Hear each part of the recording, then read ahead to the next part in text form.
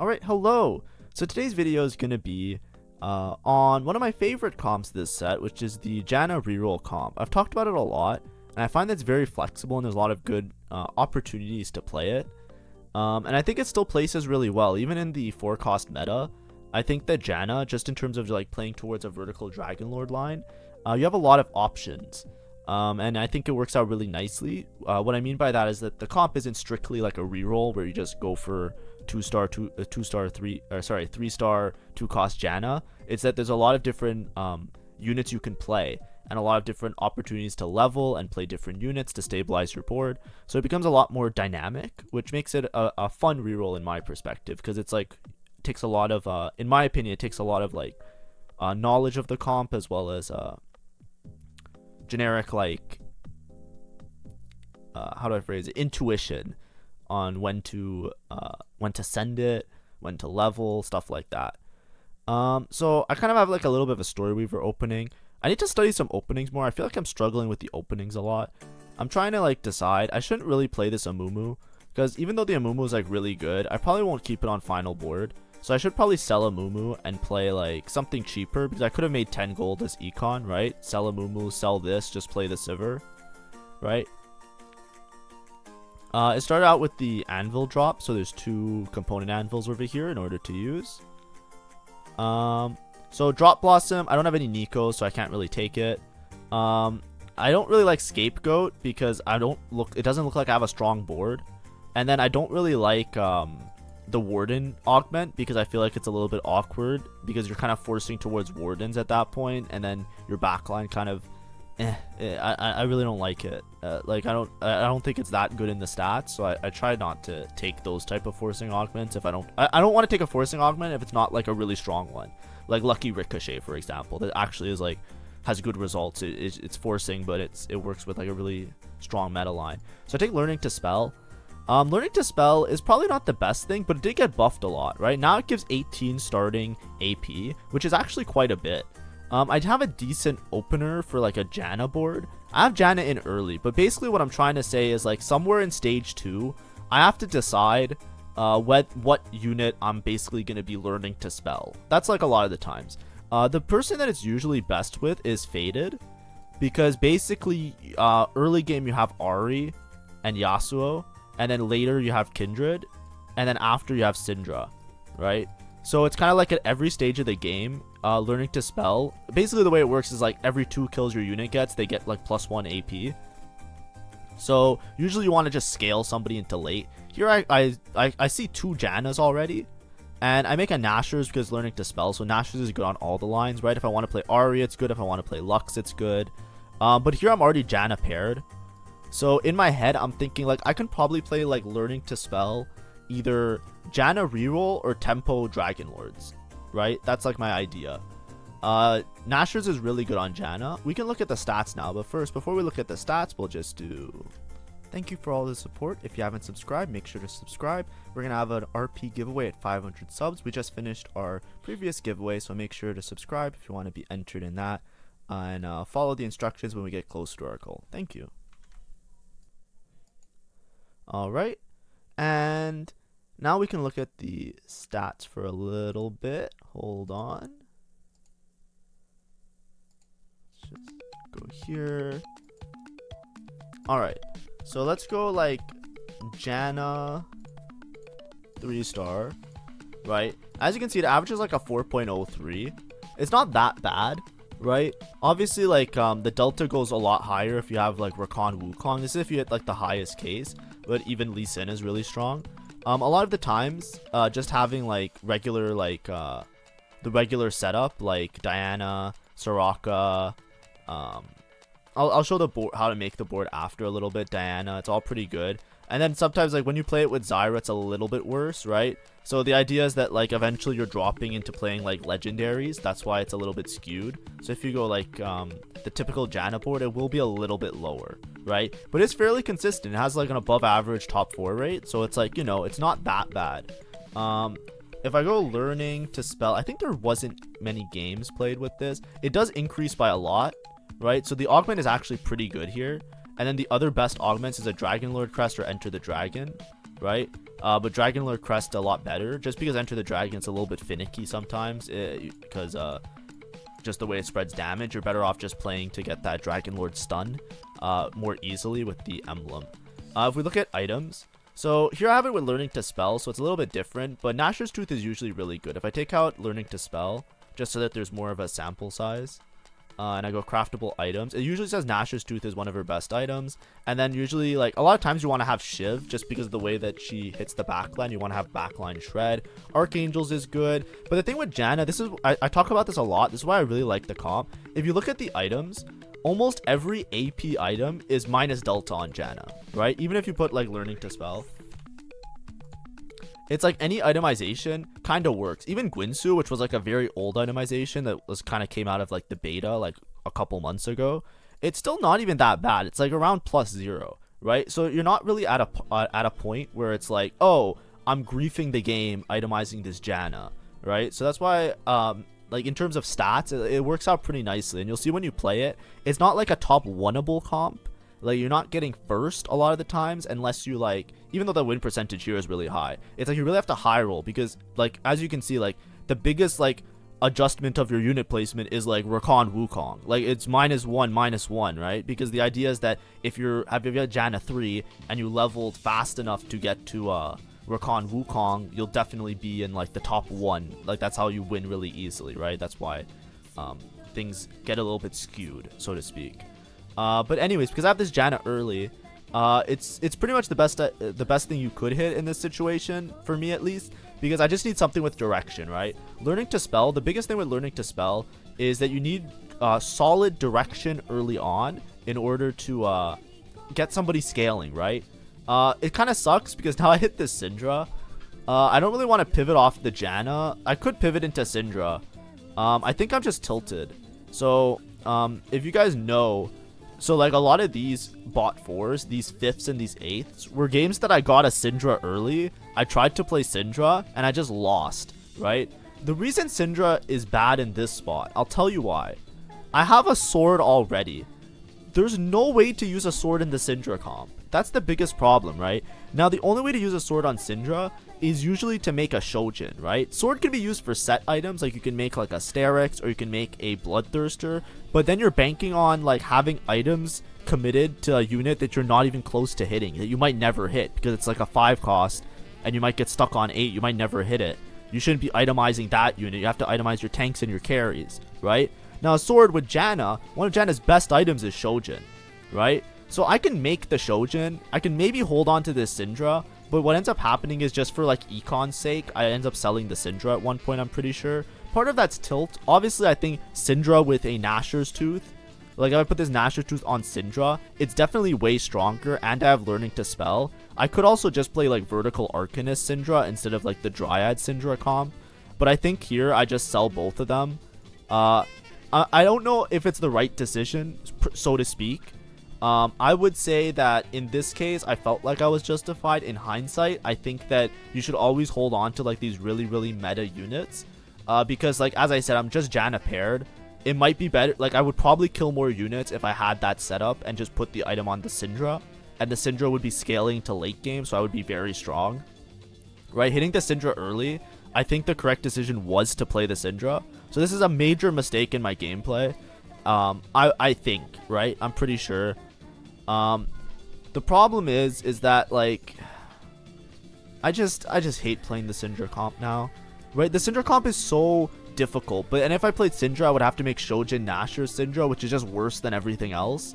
And it's like, am I really gonna get like, is it better than playing the Janna? I have more faith in this Janna comp than I do playing the Syndra in that spot. That's what it came down to, which is why I sold it. Like, I thought about it. I made an active decision. The thing that matters the most when you're playing the game is just like, even if you have a bad plan, right? Even if your plan necessarily isn't the best plan, you just have to have a plan that you can execute and play thematically with your board, right? So I end up just committing to just playing Dragon Lords with Janna, with Learning to Spell. My Janna didn't get that many stacks, so it's not that big of a deal. I can make Shojin, so I have Shojin, Gnasher's, Janna. Typically, you want Shiv. I made Spark because I had the items for it, so now I'm looking for pretty much any AP item to put on the Janna. As you can see, I'm already scaling. She has like 40 more AP than her other carries, which is good. or than the other units on my board. I'm not gonna use Recon Bob because it's just whatever. Golden Remover seems okay, but the thing is my items are already in good spot, so I don't think I need it. Right? The Golden Remover is really good. I take Silver Veil. Golden Remover is really good in this comp because typically when you're rolling for Janna, you also have a Zyra. Right? You have like a Zyra over here, and you can easily put those items on the Zyra. Something else I didn't mention at the start of this that also contributes to the decision, if you look here, Exalted.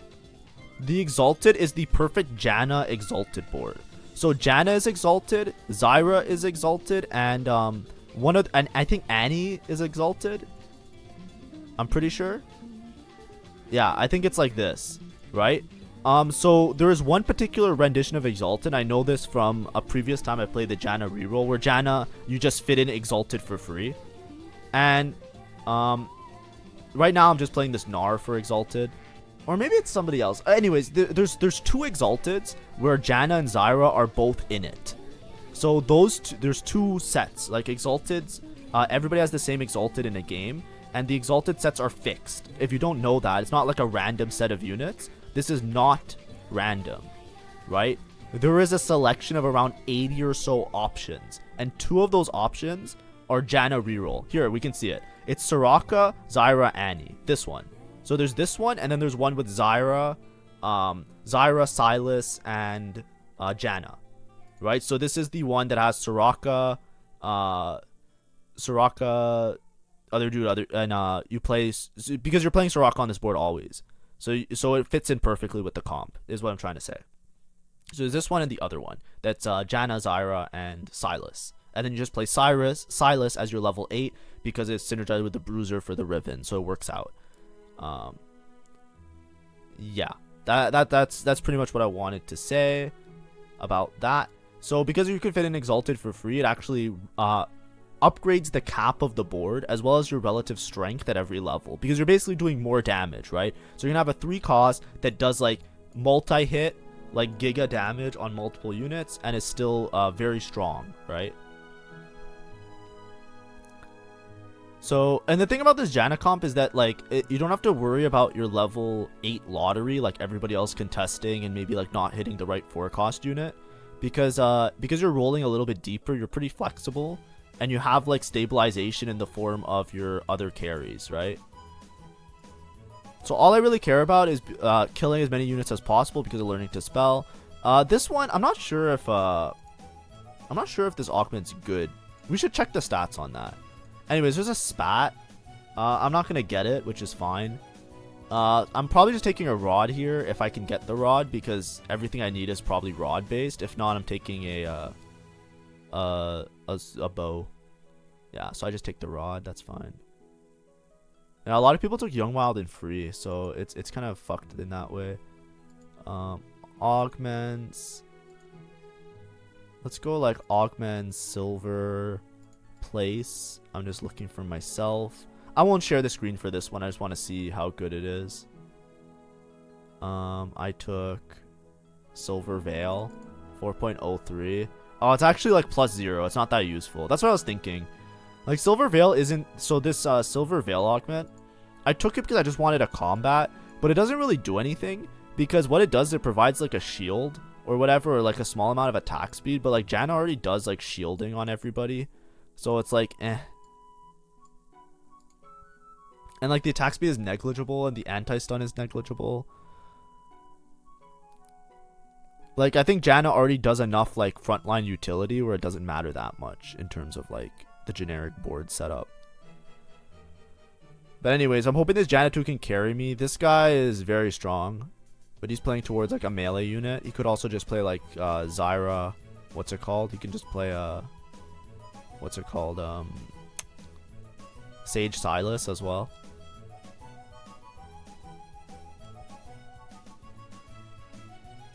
Yeah, so this is just a nice little simple game.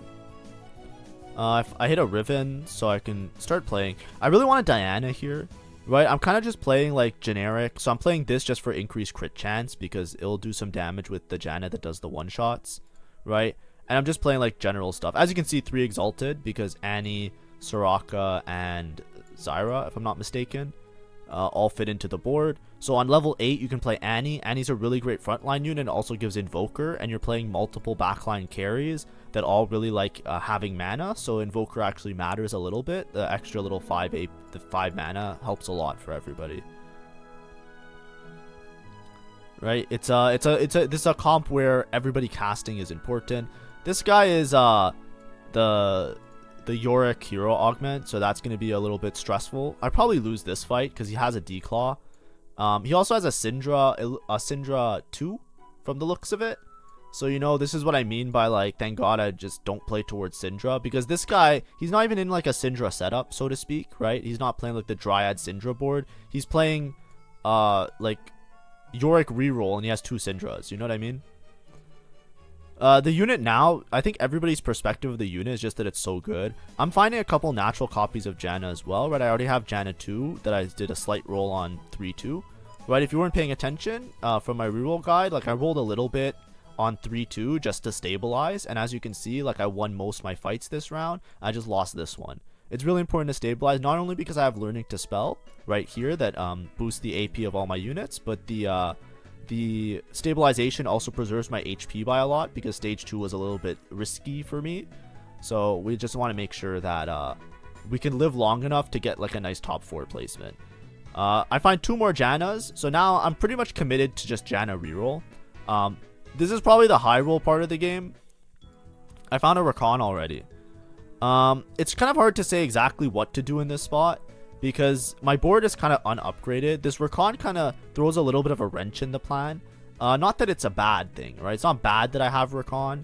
It's more so that it's a little bit difficult to like fit it. It's a little bit difficult to justify rolling for this Janna 3 now, because it's like, now I have Rakan. I'm not going to itemize. It's probably strongest to itemize the Diana. I itemize the Annie because it's like a little bit of a middle ground. Maybe I eventually hit the Annie. I make a JG here just because like I'm trying to make at least one more AP item. Just because like my other options weren't that great. I have Bloodthirster left over, so I'm probably going to hold these components. I don't have anti-heal on my team, but Annie does provide a little bit of anti-heal. So it's not the end of the world, right? There's some units that provide like some like basic level of skill, so I don't have to prioritize the anti-heal. I didn't really have components to make anti-heal, but I didn't want to hold on to the rod. And then remember before we saw that Dragonlord Crest was the best augment you can take with this. So we took Dragonlord. Now I have a Zyra, so I need to switch out somebody. It's probably going to be this Nico. Even though the Nico is upgraded, it feels bad, but this gives me Exalted. And as you can see, this is what I mean by the board being very flexible. So now I'll just do a small little... I didn't really show the guide of the board, so I'll show it now what I mean by it being really flexible. If you go on Team Builder and you just go... let's just go through everything. It's like Janna, Nico, Riven, Zyra, Zoe, this. And then you put like AP Kale, right? Your board looks something like this typically, and you put AP Kale here. And this is the same board as general, like as a Zoe reroll board, right? Basically, you can itemize Zoe and be a Zoe carry. You can itemize Janna, be a Janna carry. You can itemize Zyra and be a Zyra carry. Sometimes you itemize Soraka. Like a lot of times you'll do like Janna and Soraka, because Soraka does like mana reaving, so sometimes it's good to have items on her. So if you have like a bunch of extra tiers and you don't know what to do with them, if you don't want to play towards Zoe, you can play towards Soraka, and it works out really well with the synergies, and it's very nice. The thing is, this is like if you're going dedicated reroll and you're going for 3-star Janna, 3-star Zyra, 3-star Diana, and whatever. The thing is, like, you don't have to go for 3-star everything, because you have a lot of high roll potential, right? There's a lot of units like Rakan, Wukong, Annie, and even Lee Sin, and let's just throw in Irelia, right? Like all of these high cost units that are very strong could all be interchanged and played around with, right? Like you can easily like drop a Nico, you lose Heavenly, sure, but having the extra Annie on board is really important. The same with a Rakan that gives you Ultras. You can just play towards like vertical Dragon Lords if you hit like a Lee Sin, and then you can swap out somebody for like an Irelia, right? And have like this type of setup, right? It's very flexible around all of these units. obviously the high roll is that you play everything, right? The high roll is you make it to level 9 and your board looks something like this, right? Maybe like drop Nico and your board is like 1 2 3 4 5 6 7 8 9 10, whatever. Like you play around them and you make a board of Dragon Lord Sages, right? And you do something crazy like this, right? You can even like swap out like some of these units for like a Morgana and like play towards like a Morgana Sage Silas Dragon Lord, right? It's very flexible, these traits. And this was like the original like the fast go 9 and play Dragon Lord Sage thing, except you have a Janna 3. So this is why it's very high roll, right? If you high roll, you have a really good capping opportunity, and if you don't high roll, you can just play like some arrangement. Like this is my current arrangement in the game, where I'm playing this Annie, and it works out because it's the Exalted set that makes it makes this Exalted as well. So I get the bonus damage from Exalted for playing like this. But yeah, as we look, I also happened across a Wukong. I think I got Wukong on Carousel, if I'm not mistaken. Or no, I didn't. What did I get on Carousel? I didn't get anything on Carousel yet. So I just found I found a Wukong as well. I'm one off of Janna, so I was rolling a little bit, so that's when my econ's a little bit worse. But in rolling for this Janna, obviously if I don't high roll the last Janna, I run into the situation where I'm kind of in a spot where I probably won't play for first. And that's fine. I didn't really think about playing for first. I do want all the units that are going to be on my final board in because of the AP scaling, just in case they happen across a kill. I want to make sure that learning to spell works as well as possible, right? I just take another tier here so I can itemize another unit. I'm not playing the Zoe anymore. I honestly think that Wukong is probably better to play than somebody, like probably over this Zyra. The problem is Zyra's Exalted, so it's like I really want her to be on the final board.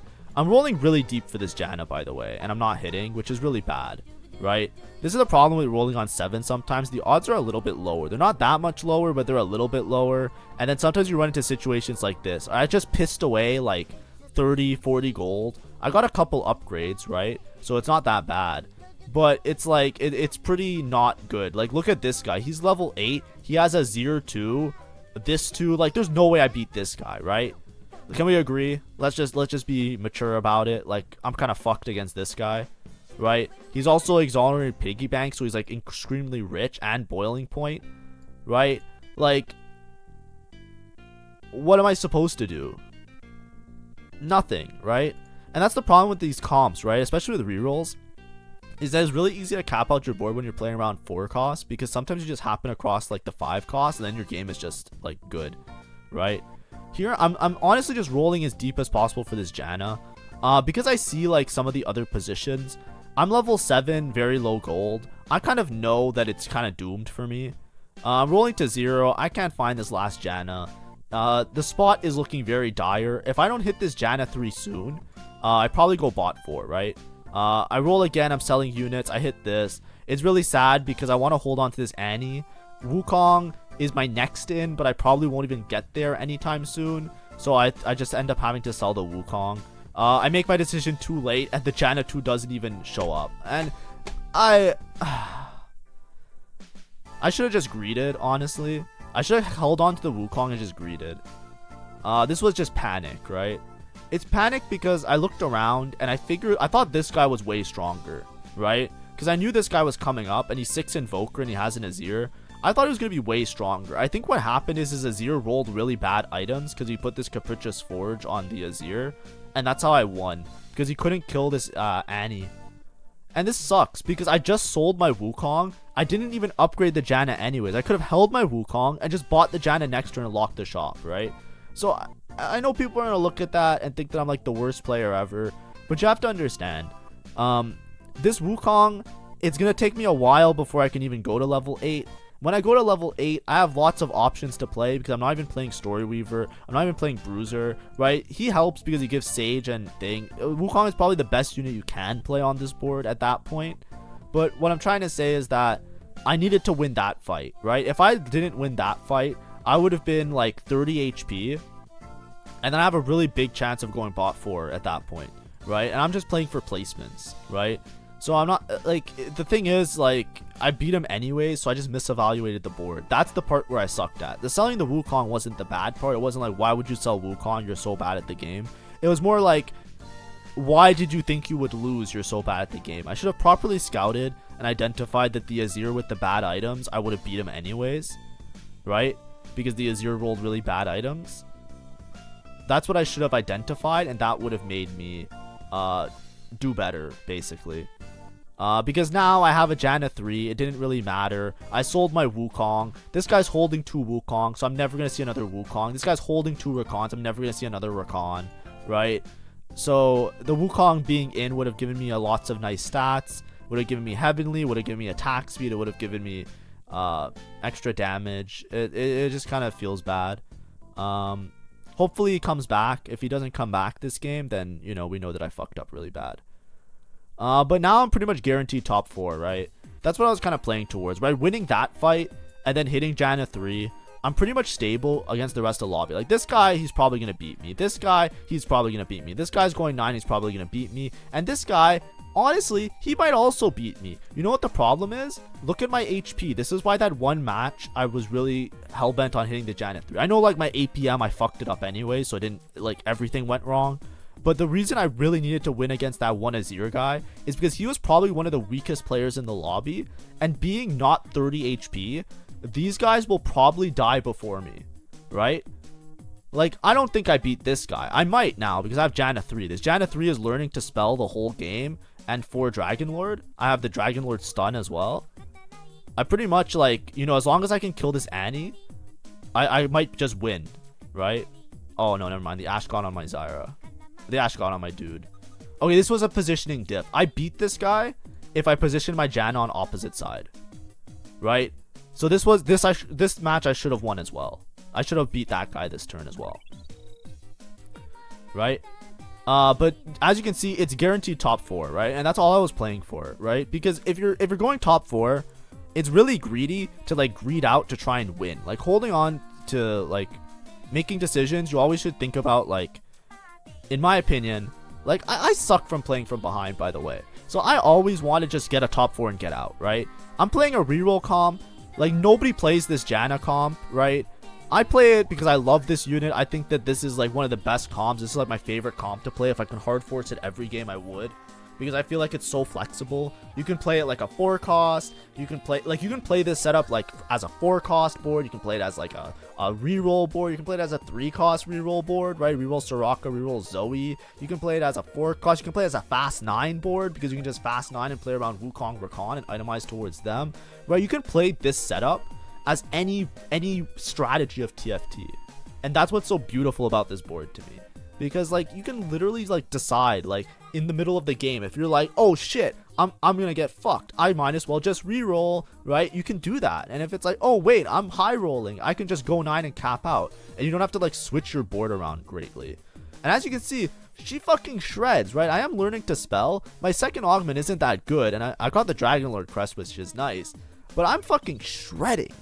And also, look at this, Rakan with a Story Weaver emblem. I would love that, but I just have too much HP. So I don't get the pick, probably. Heavenly Spat is also pretty good because it's just like a free amount of stats for my team. And honestly, this might be a second place because as long as this guy dies in a promptly manner or this guy loses 1 or 2 fights, I have a pretty good chance of going second here, right? Wukong or not, right? Obviously, if I had a Wukong here, I would have had to go 9. I'm not really rolling to go 9. This is why, like, this is what I was saying with, like, the Wukong.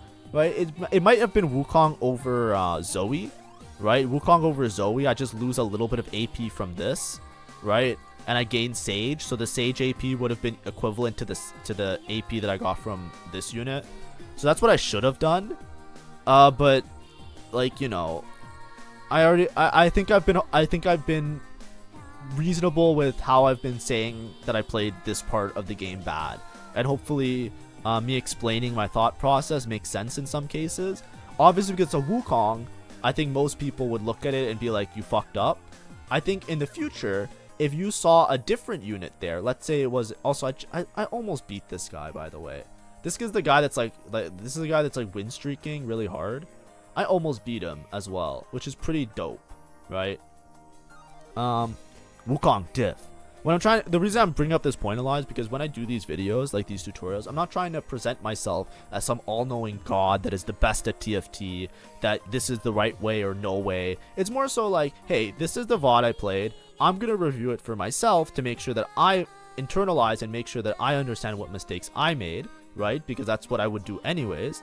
And then I'm sharing it with you guys because it's like, hey, this is a fun game. If you're going to watch somebody play TFT, at least let me point out mistakes and point out things to do better and point out augments and point out comps, because then we can all learn together, and that's the whole point, right? What I would say is, like, let's say it was an Annie and I already had an Annie 2, or let's say it was like a Zyra. If it was like any other unit that I could have sold, like a Lee Sin, for example. Let's say I had a Lee Sin here. Then it's like I can sell the Lee Sin because that's like a lot easier, right? I think it just worked out that the Janna took too much gold, right? The Janna took too much gold, and then I'm just rolling to secure placements, right?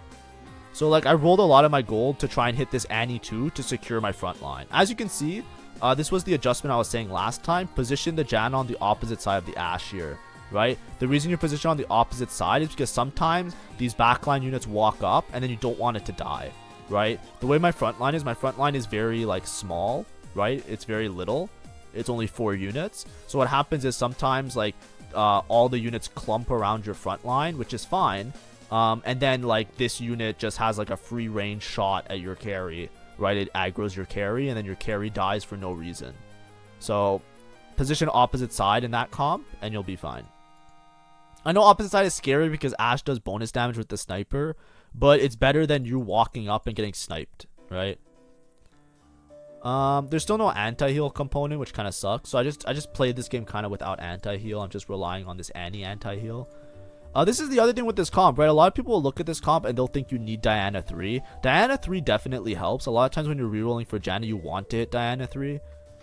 Here I just put in Lee Sin over the Zoe because the Story Weaver extra AP to me doesn't matter as much as the extra damage and attack speed from Dragon Lord. I think it makes up for it. So I just play 5 Dragon Lord now because I hit a Lee Sin. Obviously, if I hit a Wukong, it's Wukong over Lee Sin because I think 5 Dragon Lord isn't as good as the extra damage and Omnivamp from Sage. But I might be wrong. It's just because Wukong's also Heavenly, so I get an additional Heavenly bonus, which is nice as well. This is the guy that's in first place. He has no chance of beating me, by the way. I'm pretty sure I outcap this board always. Because, like, the way his board works, with this Yorick, I just out DPS the Yorick healing with this Janna. I'm also still scaling. It's a long game. We're at 6-2, so learning to spell gets a lot of value. Usually when you take these scaling augments, you love to see the game go late, right? The later the game goes, the better in a lot of cases. So here I'm just rolling because I'm trying to figure out what I want to do with my life. And then I'm not really rolling for anything. It's just that the game's going to be over before I can go to level 9. So there's no reason to hold on to the money, right? I'm just rolling because, like, you know, what if I just find a shop with like 3 Annies, like whoop-de-doo? Or what if I just find a Rakan or another Lee Sin upgrade or something like that, right? Like, you can pretty, like, so, you know, I'm just rolling the gold. There's no reason for me to greed. I can wait till I'm 1 life and then roll all my gold, but it doesn't really matter. This is kind of my board. It is what it is. If I win, I win. If I don't, I don't. This is the Kaisa board that last time was very close. Again, it's very close. He's just too much outscaled. He has I'm pretty sure he has Xayah too, and then the other guy just died, right? So it's a very clear second. There's a Wukong now. I think it's Wukong over Lee Sin. Yeah, so eventually I got there, right? I put in the Wukong. So, you know, as much as I like complained about selling the Wukong before, and how much it would have saved me, it didn't actually affect my placement. In a more aggressive lobby, if this guy was stronger and this guy was stronger, I might have got like 3rd or 4th with my decision making back there. But as you can see, it just ended up like the same, right? I positioned my Janna on opposite side. I don't think it actually is going to help the outcome of this fight. But in my head, I said to myself, you got to try something different because maybe the Xayah aggroing is bad. This is actually really funny. My Annie walks all the way to the back line. Because, like, you know how I said I'm just going to switch something? You never give up because look at this shit. I'm pretty sure I might win this now. I'm very close, right? No, I just don't have enough front line. Right, if I was level 9, I can beat this guy 100% of the time. It's just that, like, my mid game rolling that heavy for the Janna right? Like if you want to go 9, a lot of times you don't want to roll that deep for Janna. You kind of just want to push levels at that point. But in that spot, there were too many people that were very strong, right? And I really needed to hit on tempo, right? Like if we go back to when I started rolling aggressively, we had the Kaisa player, the Yorick player, right? I don't beat the Yorick player if I don't have Janna 3. And there was the other dude, what's it called? The Invoker guy that went bot 4, right? I'm pretty sure this was the deciding point, right? Right here.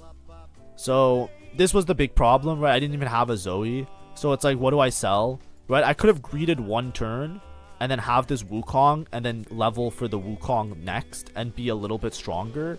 But the thing is, it doesn't really change the outcome of the fact that I had to roll to 0, level 7, 4, 6 for this Janna 3.